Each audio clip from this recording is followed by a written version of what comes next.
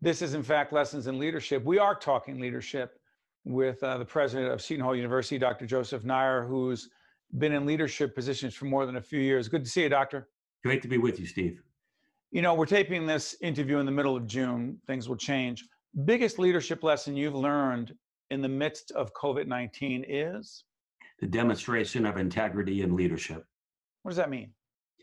We saw the higher education sector, particularly the Eastern Seaboard, take action as the virus came ashore. They took action before CDC guidance, took action before executive orders or government guidance in the best interest of the students and their faculty. They canceled study abroad. We were one of the first to do that. We closed our campuses and moved to remote learning without guidance from any form of government or from the CDC. We knew it would be a significant impact on the college's budgets, but colleges and universities up and down the Eastern Seaboard acted quickly in the best interest of our students and our employees. Let me follow up on this. I said in a previous interview that we did for public broadcasting that my connection to the university is on several levels. And one of them is that I've taught a seminar on leadership and communication at the Buccino Leadership Institute, a big part of the university. And so I keep asking myself this question: to what extent do you believe leadership or leading in this pandemic winds up being an extraordinarily powerful, complex, and relevant case study for all students of leadership moving forward?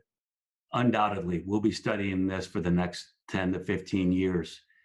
The actions taken early to protect the health and well-being, to move from the hour-to-hour, day-to-day crisis management to then the planning for the fall and beyond, required a multitude of leadership skills, leaders, and teams working together without clarity on multiple sets of contingency plans to ensure that the students' best interest and the faculty's best interest were brought to the fore. But Doctor, when you say uncertainty, right?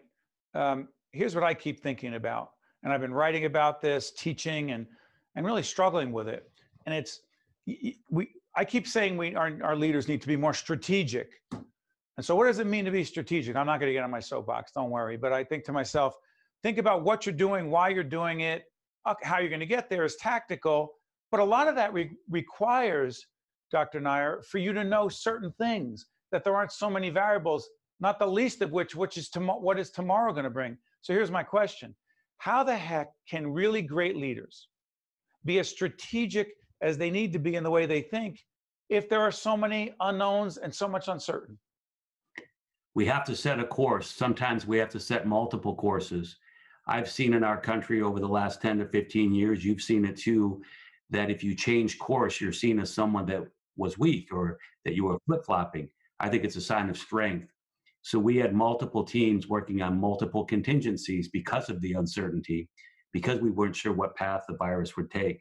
But I'll also share that we benefited from a colleague of mine who I trained with at Harvard Medical School, who helps lead the healthcare system in Spain. She and I spoke every morning for about 90 days in a row at 6:30 a.m. our time, because we knew that the virus was about 4 to 6 weeks ahead in Spain. And what they were experiencing that day, we might be experiencing 3, 4, 5 weeks down the road. And that sort of information, coupled with strong leaders and great teams, we were able to synthesize information and set contingency plans well into the future. Quick follow-up on this. You come into Seton Hall as this is happening, right? That's correct. You're not there that long when things break. That's right. And one could view that as an opportunity. I saw where we had struggles, and I also saw great leadership. It tested all of us and tested our team and tested us early.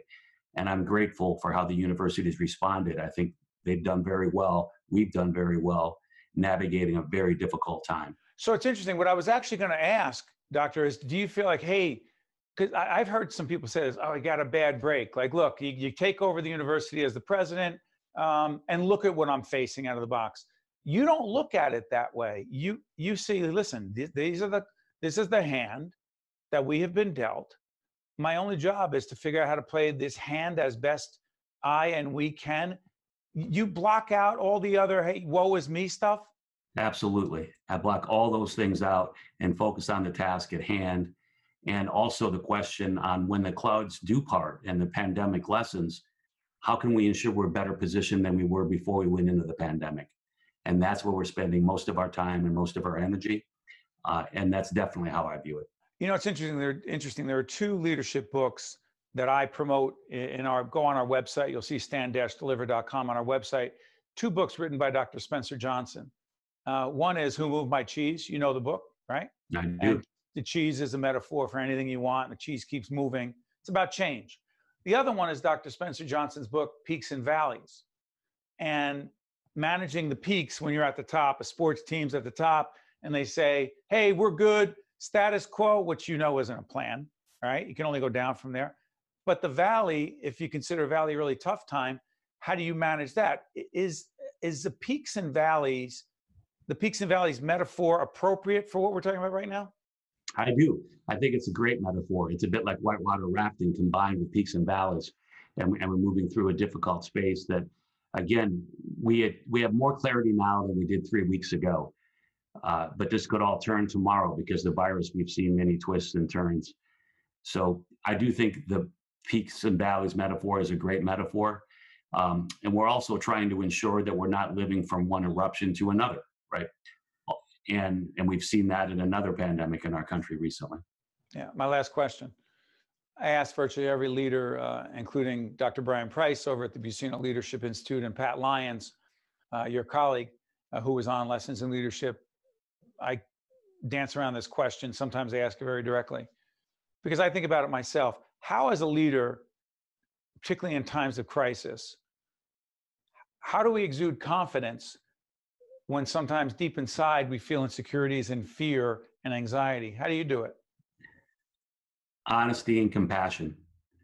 I think that in times of uncertainty and great stress, having people that are honest and demonstrate compassion and that are leaning forward helps us all move through what can be a wildly stressful period. And I think those elements are critical. Yeah. You know what? I lied. One more quick question. Myles Powell.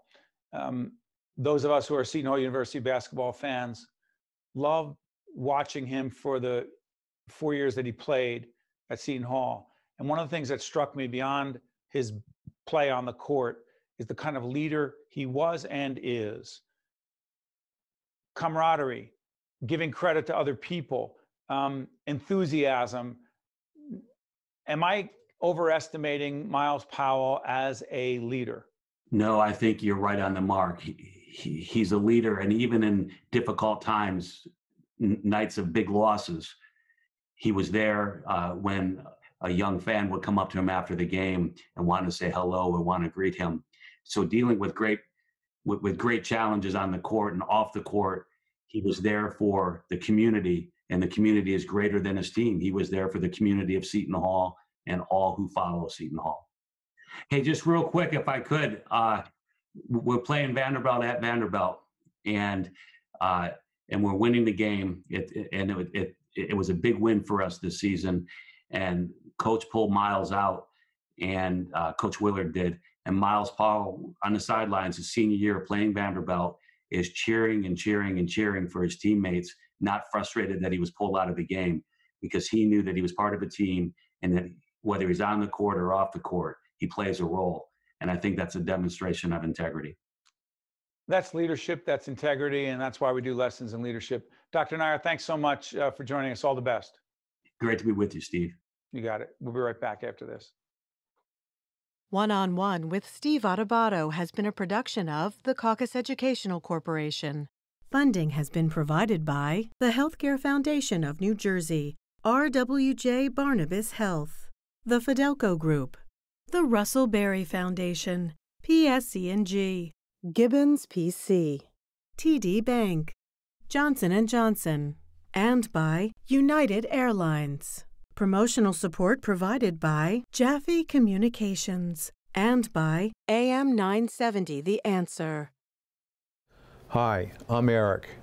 You might see me as an ordinary person, but I've been living with a brain injury for nearly 2 years. One of my struggles is short-term memory loss. At Opportunity Project, I'm given hope and support and have gained my CAUCUS back through the job placement program. Despite my challenges, I have a reason to keep improving. Today, even though life has changed me, I believe that anything is possible. If you have a brain injury, you don't have to face your road to recovery alone.